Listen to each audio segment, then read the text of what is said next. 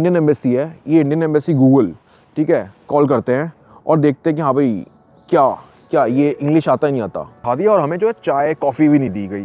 तो मैं सचिन जी से कहना चाहता हूँ कि सचिन जी आप वहाँ के गेस्ट नहीं हो, आपको सस्पेक्ट किया गया कि आप कुछ इलीगली शायद एंटर करना चाहते हो। इस कपल के पास सच में डॉक्यूमेंट नहीं थे, लेकिन एक बंदा जो इंटरव्यू में कह रहा है ट्रांसलेटर को कि हाँ भाई मुझे गूगल कर लो, मैं कौन हूँ, मैं पब्लिक फिगर हूँ। 18-19 में ना साउथ कोरिया के जेजू आइलैंड में जितने भी लोग आए थे उनमें से 458 लोगों ने ना असाइलम जो है सीख करा। उसमें से 338 लोग जो थे ना वो इंडियन थे। यो गाइस वो सब क्या हाल है आप लोगों के। गाइस आपको सचिन अवस्थी का केस याद है ना कि हाँ भाई कपल जो है पूरा कपल जो है साउथ कोरिया के जेजू आइलैंड आना चाहता था, वहाँ पे उनको डिटेंशन सेंटर में डाल दिया, डिपोर्ट करने की नौबत आ गई, बहुत क्रिमिनल जैसा व्यवहार हुआ, पैसा बहुत सारा लगा। इसके बाद जो है भाई बवंडर आ गया भाई सोशल मीडिया पे, इंडिया के न्यूज़ में आ गया, सब कुछ आ गया। अब जो है इंडियन एम्बेसी भी एक्टिव हो गई भाई, इंडियन एम्बेसी को भी अपनी हड्डियाँ हिलानी पड़ गई। तो आज ऐसा क्या हुआ है मैं आपको अपने इस वीडियो में बताऊंगा, तो इस वीडियो को एंड तक देखना, शेयर कर देना, सब्सक्राइब कर देना, और अगर आपको लॉजिक पसंद है ना, लॉजिक, तो इस वीडियो को हाइप कर देना, बहुत ज़रूरी है, क्योंकि बहुत सारे लोगों के पास में मिस इन्फॉर्मेशन गई है। और ये इंडियन एम्बेसी ने जो अपनी एडवाइजरी निकाली है गाइस, उससे ना बहुत कुछ क्लियर हो गया, ये मामला बहुत क्लियर हो गया है। तो आज हम इसी पे चर्चा करते हैं, ठीक है ना। और आप मेरे इंस्टाग्राम पे भी चले जाओ, अगर आप you want to talk to me directly, go to my Instagram, जिसका लिंक जो है डिस्क्रिप्शन में है। हाँ तो भाई कल जो है इंडियन एम्बेसी को जहमत उठानी पड़ गई, जहमत ये उठानी पड़ गई कि भाई उनको एडवाइजरी जारी करनी पड़ गई। वो एडवाइजरी नॉर्मली तो क्या होती है कि हाँ भाई इस देश में खतरा है, इस देश में ना जाइए, ये करिए वो करिए, लेकिन इंडियन एम्बेसी ने ना एक्चुअली में ये वर्ल्ड फेमस जो पब्लिक फिगर जो है ये सचिन अवस्थी और मतलब पूरा कपल जो है उनको ही सवालों के खटकरे में ला के खड़ा कर दिया। इंडियन एम्बेसी ने साफ साफ लिखा है, सबसे पहले तो ये लिखा है कि भाई जब आप साउथ कोरिया के जेजू आइलैंड में आते हैं वीज़ा फ्री वेवर प्रोग्राम के तहत, तो आपको मेक श्योर कि आपके पास सारे डॉक्यूमेंट होने चाहिए, प्रिंटेड होने चाहिए, आपके पास डिटेल्ड आइटनरी होनी चाहिए, बुकिंग होनी चाहिए। सबसे पहले तो ये लिखा उन्होंने ये भी बोला कि भाई अगर इमिग्रेशन आपको डिपोर्ट करने का फैसला लेता है तो एम्बेसी इसको ओवरटर्न नहीं कर सकती। और ये भी लिखा कि भाई आपके पास ना फाइनेंशियल प्रूफ होने चाहिए। नॉर्मली मैं आपको बताया था कि भाई अगर ऐसी एडवाइजरी आती है वो बेसिकली ये होता है कि इंडियन को थोड़ा सा सपोर्ट करने के लिए होती है, लेकिन इसमें क्वेश्चन यही आता है कि भाई क्या ये सचिन अवस्थी और जो उनकी वाइफ थी उनके पास डॉक्यूमेंट नहीं थे, आइटनरी नहीं थी। तो ये एडवाइजरी देख के ना तो मुझे तो ये लगता है कि भाई इस कपल के पास सच में डॉक्यूमेंट नहीं थे, डिटेल आइटनरी। समझते हो गाइस क्या होता है, मैं आपको एग्जांपल देता हूँ। कुछ टाइम पहले ना मैंने जापान का वीज़ा अप्लाई करा था। वीज़ा में ना एक क्लॉज होता है कि हाँ भाई आप जापान में क्या करेंगे, डिटेल बताइए। तो मैंने ना एक बार ऐसे ही कर दिया कि हाँ भाई मैं आज इस तारीख को जाऊँगा ओसाका, नेक्स्ट डे में जाऊँगा क्योटो। मैंने ऐसे भेजा और मेरा वीज़ा रिजेक्ट हो गया। क्यों हो गया? क्योंकि ये डिटेल आइटनरी नहीं है। फिर उसके बाद मुझे बताया गया कि आप एक घंटे का टाइम बताओ कि हाँ भाई 12 बजे आप यहाँ पे लंच करोगे, 2 बजे आप कहाँ पे होगे वो लिखो, फिर डिनर कितने बजे करोगे, आप होटल फिर कितने बजे जाओगे। ऐसे जब मैंने किया तो मेरा वीज़ा जो है एक्सेप्ट हो गया। बेसिकली सचिन अवस्थी दे वर अनप्रिपेयर्ड। वो बैंकॉक से चले, उनको ये नहीं पता था कि हाँ भाई जब आप ये जेजू आइलैंड आ रहे हैं तो आपको ना एक फाइनेंशियल भी दिखाना पड़ेगा कि आप स्ट्रांग हो, आपके पास पैसा है कि आप सर्वाइव कर सको कोरिया में और आप वापस भी जा सको। इस वजह से एयरलाइन ने कहा था कि भाई आप पैसे दिखाइए। इनको बहुत टाइम लगा वो पैसे इकट्ठे करने में, यहीं उनसे बहुत बड़ी गलती हो गई। इसमें एयरलाइन की कोई गलती नहीं है गाइस। बताओ क्या है, अगर एक एयरलाइन मान लो इंडिया की एक एयरलाइन कोरिया की एयरलाइन जो है इंडिया लेके जा रही है 50 लोगों को, उसमें से अगर 10 लोग डिपोर्ट होते हैं तो उस एयरलाइन को ना इंडियन गवर्नमेंट को पेनल्टी देनी पड़ेगी। इंडियन गवर्नमेंट पेनल्टी लेगी, हाँ भाई तू तेरे वजह से 10 लोग जो है यहाँ पे डिपोर्ट हुए हैं, पैसे दे। तो यही उस एयरलाइन का भी दिक्कत थी, इसलिए उन्होंने मेक श्योर करा कि इसके पास पैसे हैं। एनीवेज अब ये जो कपल साउथ कोरिया आ गया, इनसे ना इनकी स्क्रीनिंग हुई। इंडियन एम्बेसी की एडवाइजरी में भी लिखा है कि आपकी स्क्रीनिंग हो सकती है, आपका इंटरव्यू हो सकता है, आपको बहुत काम होके सारी बातें ट्रुथफुली बतानी है, आपकी आइटनरी पूरी आपको समझानी है और बिल्कुल भी झूठ नहीं बोलना, वरना आपका वीज़ा जो है रिजेक्ट हो सकता है, आप रिपोर्ट हो सकते हो।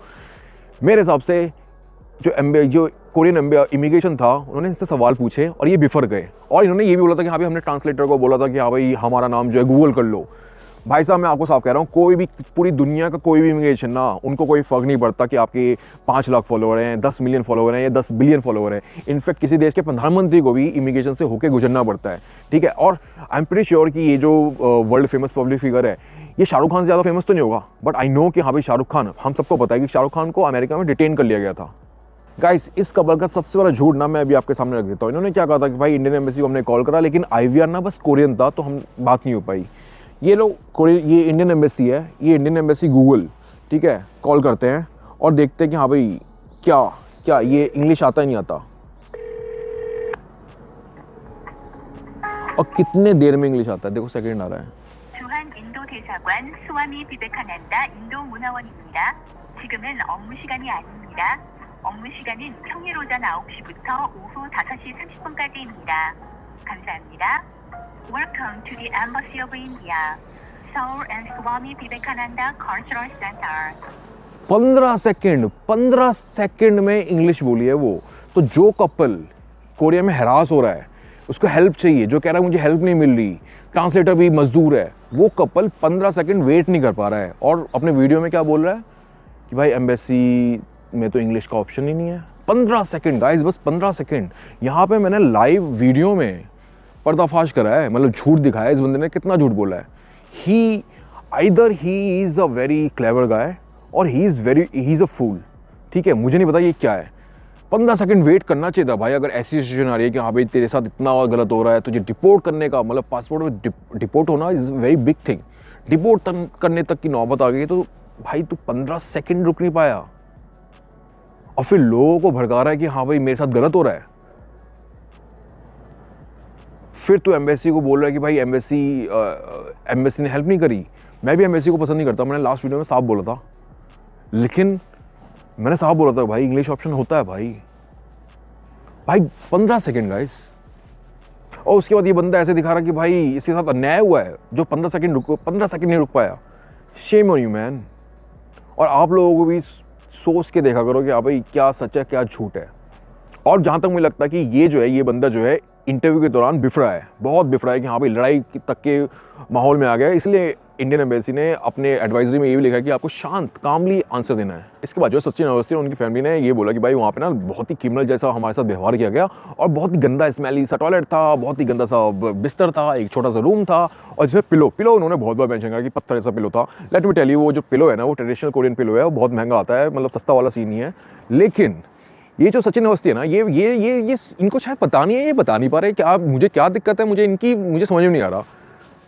भाई अमेरिका में अगर आप डिपोर्ट होते हो ना और डिटेन होते हो तो बहुत जगह तो ऐसा है कि वो फ्रीजिंग कोल्ड रूम में डाल देते हैं आपको, हाँ भाई, ताकि बैक्टीरिया ना फैले। कई जगह ऐसा होता है कि हाँ भाई आपको बहुत ठंडे रूम में, मतलब बहुत गर्म रूम में डाल देंगे। मैं आपको एक रिकॉर्ड देना चाहता हूँ। 2018-19 में ना साउथ कोरिया के जेजू आइलैंड में जितने भी लोग आए थे उनमें से 458 लोगों ने ना असाइलम जो है सीख करा। असाइलम मतलब रेफ्यूजी, कि हमारे देश में हमें खतरा है तो हमें यहीं रहने दो। 458 लोगों ने सीख करा, उसमें से 338 लोग जो थे ना वो इंडियन थे। And I am pretty sure this is not natural, this is something business. ये कोई स्कैम ग्रुप है, गिरोह है और इस वजह से इंडिया की बेइज्जती होती है गाइस। इसी वजह से जो इंडिया का जो पासपोर्ट रैंकिंग है वो नीचे जाता है, इन्हीं सब वजह से। अगर मैं आपसे पूछता हूँ, अगर आप इमिग्रेशन ऑफिसर होते और आप ये देखते कि इंडिया से इतने लोग आ रहे हैं और वो असाइलम सीख कर रहे हैं एक ही साथ, तो आप क्या करते हैं? मैं होता तो भाई मैं भी स्ट्रिक्ट होता, बिल्कुल स्ट्रिक्ट होता। और आप लोग कह सकते हो कि मैं बायस्ड हो रहा हूँ, मैं सपोर्ट कर रहा हूँ साउथ कोरियन इमिग्रेशन को, तो हाँ भाई मैं बिल्कुल कर रहा हूँ। अगर मैं होता तो मैं भी ये करता। और in fact Modi ji, Indian prime minister जो हैं, वो भी कोलकाता में सेम सीन करना चाहते हैं।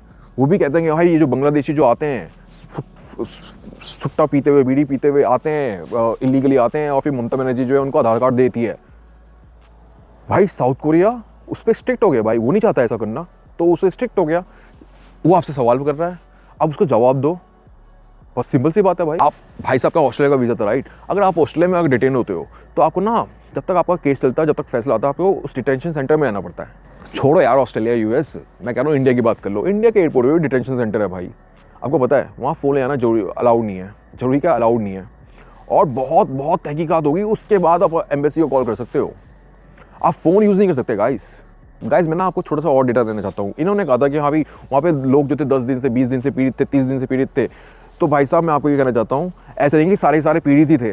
बहुत सारे लोग जब कोरिया आते हैं ना, जब जेजू आइलैंड आते हैं तो सीधा असाइलम कहते हैं कि भाई मुझे असाइलम चाहिए, मुझे रेफ्यूजी बनना है यहाँ पे। तो उनका केस जो है ना कोर्ट में चलता है, हियरिंग का मामला चलता है। जब तक हियरिंग नहीं होती तब तक उनको वहीं रहना पड़ता है, क्योंकि वो लीगली आए नहीं है, उनके पास वीज़ा नहीं है और वो जा भी नहीं सकते, तब तक उनको वहीं रहना पड़ता है। तो वो बहुत हैप्पीली रहता है कि हाँ भाई चलो हमारा केस जो है, हमारे देश में हमें खतरा है तो अब यहाँ पे हमारा केस लड़ा जा रहा है, हम शायद कोरिया में अच्छे एनवायरनमेंट में रह सकते हैं। तो डोंट थिंक कि वहाँ पे जो है हर कोई ऐसा बिफड़ा हुआ है, ये है वो है, ऐसा कुछ नहीं है भाई। सचिन जी जो कह रहे हैं वो कह रहे हैं कि भाई हमें सुबह उठा दिया और हमें जो है चाय कॉफ़ी भी नहीं दी गई। तो मैं सचिन जी से कहना चाहता हूँ कि सचिन जी आप वहाँ के गेस्ट नहीं हो, आपको सस्पेक्ट किया गया कि आप कुछ इलीगली शायद एंटर करना चाहते हो इस कंट्री में, तो आप गेस्ट नहीं हो, आपको जूस मिला है, मेरे हिसाब से वो बहुत है। और बन मिला है, वो बन बहुत टेस्टी होता है और साउथ कोरिया में भी खाया जाता है, हम भी खाते हैं। और आपने एक फ़ोटो दिखाई थी कि हाँ भाई कोरियन खाना डस्टबिन में ऐसा कुछ, वैसा वो कोरिया में हर कोई खाता है, मैं भी खाता हूँ, बहुत टेस्टी होता है। तो ये मत कहो कि बहुत ही सड़ा गला हुआ खाना था, बहुत ही फीका खाना था। साउथ कोरिया का खाना ऐसे होता है भाई। इसको सचिन जी ने ये कहा था कि भाई हमें फोर्स किया गया एयरलाइन की तरफ से कि हाँ भाई हम महंगी टिकट लें। वो एक तरह से ये कह रहे थे कि भाई इनकी मिली भगत है, इमिग्रेशन की और एयरलाइन की मिली भगत है कि हाँ भाई महंगी टिकट ली जाए। तो सचिन जी मैं आपको फिर से एक बार कहना चाहता हूँ कि आपको पता नहीं है शायद, या पता नहीं आप नाटक कर रहे हो। अगर आप किसी एयरलाइन के थ्रू आते हो और आप डिपोर्ट हो जाते हो तो उसी एयरलाइन के थ्रू आपको जाना होता है। और ये बस कोरिया का रूल नहीं है मेरे भाई, ये इंडिया में भी सेम रूल है। अगर नहीं है तो आप सर्च कर लो, इंडिया में भी सेम रूल है भाई। अब मैं अपने ऑडियंस से कहना चाहता हूँ कि गाइज़ अगर आप कहीं फ़ॉरेन की ट्रिप करते हो तो आप 1-2 महीने पहले बुकिंग कर लेते हो ना, सेफ़ होके, थोड़ा सा सस्ता मिल जाता है। लेकिन अगर आप आज कल की टिकट करोगे तो भाई साहब वो 10 गुना क्या 20 गुना भी महंगा हो सकता है। गाइज़ मैं आपको एक छोटा सा डेटा और देना चाहता हूँ। इन्होंने कहा था कि भाई इंडियंस की शायद शक्ल देख के रेसिज्म का हो रहा है, ये हो रहा है, वो हो रहा है। तो आपको पता है जेजू आइलैंड में सबसे ज़्यादा डिपोर्ट होने वाली कौन सी कंट्री है? वो है थाईलैंड। कभी कभी तो महीने में 10,000 लोग डिपोर्ट हुए हैं। वियतनाम, इंडोनेशिया, पाकिस्तान को वीज़ा फ्री अलाउड नहीं है वहाँ पे, लेकिन फिर भी वो बहुत बहुत बड़े लेवल पे डिपोर्ट हुए हैं। सबसे कम में आता है इंडिया, सबसे कम में। लेकिन एक बंदा जो इंटरव्यू में कह रहा है ट्रांसलेटर को कि हाँ भाई मुझे गूगल कर लो, मैं कौन हूँ, मैं पब्लिक फिगर हूँ, वो बंदा अगर डिपोर्ट हो गया क्योंकि वो अनप्रिपेयर्ड था, उसके पास डॉक्यूमेंट नहीं थे, उसके पास आइटनरी नहीं थी। वो बंदा कह रहा है कि भाई मैं हलासान, कोरिया का सबसे बड़ा माउंटेन है हलासान, कब जा रहा था? 25 दिसंबर को। तो कितना टेम्परेचर था? -20 के आसपास, बर्फ़, पूरी बर्फ़। और वहाँ पे हलासान माउंटेन में जाने के लिए ना पहले से अपॉइंटमेंट लेनी पड़ती है। इसके पास गेयर नहीं थे। इतना सब कुछ होने के बाद भी उसको चांस दिया गया कि इंटरव्यू में तो साफ साफ बोल, मतलब क्या प्लान है तेरा, तेरे को कुछ प्लान कुछ तो होगा। इसके पास रिटर्न प्लान नहीं था। और देन ही सेइंग कि भाई मेरे साथ गलत हो रहा है और मुझे लॉन्च दे दो, मुझे होटल दो, पराठे भी खिला दूँ। भाई मतलब पराठे भी खिला दे तुमको, ये चाहते हो तुम? कोरिया में पराठे बनाया तुम्हारे लिए।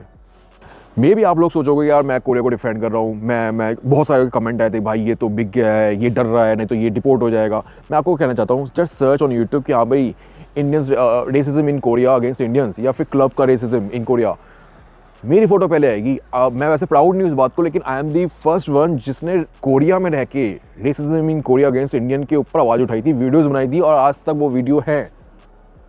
कोरिया के हुंडे कंपनी ने ना इंडिया का मैप में ना एक कश्मीर काट दिया था, हटा दिया था। तो मैं हुंडे के शोरूम में बाहर जाके प्रोटेस्ट किया था मैंने। तो बिफोर यू सेइंग कि हाँ भाई मैं बिक गया हूँ या ये हो गया है, यू शुड चेक कि हाँ भाई तुम किसके बारे में बात कर रहे हो।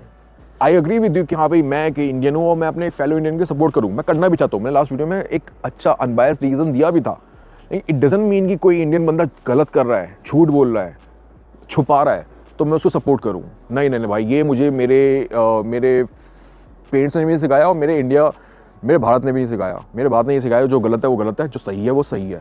और ये जो बंदा है वो कह रहा है कि रेसिज्म हो रहा है मेरे अगेंस्ट रेसिज्म हो रहा है। लेकिन आपको पता ना उसको वीडियो में उन्होंने क्या कहा था कि एक ट्रांसलेटर मिला साउथ इंडियन, और फिर कहता भैया आप क्या करने आए हैं, भैया क्या करने आए हैं, मतलब भोजपुरी एक्सेंट में इसी बंदे ने बोला है, ठीक है। फिर कहता है ये बंदा कि हाँ भाई मुझे एक ऐसा ट्रांसलेटर दे दिया जो लेबर जैसा बोल रहा था। लेबर मतलब अगर कोई भोजपुरी बोल रहा है तो उसको इस बंदे को लग रहा है लेबर। ये बंदा खुद ही इंडियंस के अगेंस्ट रेसिज्म कर रहा है और फिर उसी वीडियो में कह रहा है कि मेरे साथ रेसिज्म हो रहा है। या तो इसको रेसिज्म का कॉन्सेप्ट क्लियर नहीं है, और अगर किसी की आवाज़ अगर कुछ भोजपुरी एक्सेंट है, इट डजंट मीन कि कोई लेबर होगा। And let me tell this guy कि भाई साउथ कोरिया ना इंडियंस को लेबर वीज़ा नहीं देता। या तो स्टूडेंट होगा, बिजनेसमैन होगा, या फिर एक अच्छी खासी कंपनी में, सैमसंग लाइक कंपनी में जॉब कर रहा होगा। मे भी आप लोगों को लग रहा होगा यार मैं थोड़ा बायस्ड हूँ क्योंकि मैं साउथ कोरिया में रहता हूँ, लेकिन एक वीज़ा एक्सपर्ट है पीएस शर्मा, उन्होंने भी साफ सीधी बात करी है। मैं ना उनका जो ट्वीट है वो उसका लिंक डिस्क्रिप्शन में डाल दूंगा, और स्क्रीनशॉट भी आप स्टॉप करके ना देख लो। उन्होंने साफ बोला है कि भाई ये बंदा खुद रेसिज्म कर रहा है, और जो फ़्लाइट वाला बात है कि वही सेम फ्लाइट लेके जाएगी, वो भी एक यूनिवर्सल है, और जो कैश वाला है वो भी होता है। और उन्होंने सबसे बड़ी बात ये बोली है कि भाई साहब इसमें ना तो शायद इस बंदे की गलती है ना कोरियन इमिग्रेशन की गलती है, सबसे बड़ी गलती है वो है हमारे पासपोर्ट स्ट्रेंथ की, जो बहुत कम है, इसी वजह से सब कुछ हो रहा है।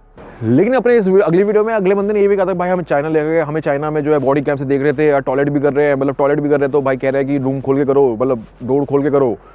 गाइस ये जो कोरिया में था ये बहुत बड़ा मैटर है, या फिर ये चाइना वाला कि हाँ भाई वाइफ हस्बैंड दोनों टॉयलेट भी कर रहे हैं तो बाथरूम भी आए तो गेट खोल के करो हम देखेंगे, ये बड़ा मैटर है। बड़ा मैटर ये है गाइस, लेकिन इस बंदे ने पूरे 17 मिनट की वीडियो में जो चाइना वाला मैटर था वो 1 मिनट में खत्म, 1 मिनट में बोला, वो भी लास्ट में, वहाँ तक कोई वीडियो ज़्यादा दिखता नहीं है। और पूरा कोरिया जो है पूरे 17 मिनट में 16 मिनट तक वही बोलता रहा। ये बात मुझे थोड़ी सी अखरती है भाई, ये क्यों हुआ है। एनीवेज गाइस, मुझे ना इस बंदे से कोई दिक्कत नहीं है। कोरियन एम्बेसी ने एडवाइजरी भी जारी कर दी है, अपना फ़ोन नंबर भी दे दिया है, तो अब जब भी आप आओ प्रॉपर डॉक्यूमेंट के साथ आओ, वरना आपको दिक्कत हो सकती है। और मेक श्योर कि आपके पास आइटनरी हो, सब कुछ प्रिंट आउट हो, फाइनेंशियल आपके पास प्रूफ हो। गाइज मैं आपको एक बहुत सिंपल सी बात बताता हूँ, इस बंदे से गलती हुई है या नहीं हुई आई डोंट नो, बट इस बंदे ने बहुत अच्छे अपॉर्चुनिटी को ग्रैब करा है और इसने एक उसमें ना एक इन्फ्यूज़ कर दिया हमारे अंदर कि हाँ भाई नेशनलिज्म, देखो हमारे इंडियंस की बेइज्जती हो रही है, देखो इंडियन का रेसिज्म हुआ है, ठीक है। उसके बाद हम जो है इंजेक्शन दिया है तो हम भी हाँ भाई अरे गलत हो रहा है। हमने लॉजिक नहीं देखा, पीछे नहीं देखा कि हाँ भाई क्या कहानी है, ये नहीं देखा कि हाँ भाई साउथ कोरिया में जेजू में इंडियंस आ रहे हैं, ये इलीगली आने की कोशिश कर रहे हैं, जॉब करने की कोशिश कर रहे हैं। हमने उनका साइड देखने की कोशिश नहीं करी क्योंकि हमारी आंखों में आ गया था नेशनलिज्म कि नहीं ये गलत हो रहा है। भाई साहब बहुत अच्छी बात है, नेशनलिस्ट होना चाहिए, मैं भी हूँ नेशनलिस्ट हूँ, लेकिन हमें ये भी देखना पड़ेगा कि हाँ भाई इसके पीछे लॉजिक क्या है, क्या रीज़न था। लेकिन इन रीजंस को ना ये कपल बताने में बहुत असफल रहा है। इन्होंने बस हाँ भाई एक जनरल स्टोरी दे दी कि हम गए थे, हमसे पैसे मांगे, एक जेल लाइक फूड था, जगह बहुत गंदी थी, स्मेल आ रही थी और हमें भेज दिया। दिस इज़ नॉट गुड, ठीक है। Anyways guys, this is it from this video. अगर आपको कुछ भी परेशानी है तो कोई दिक्कत नहीं है, और नहीं भी है तो अच्छी बात है। Bye bye and Ram Ram and take care.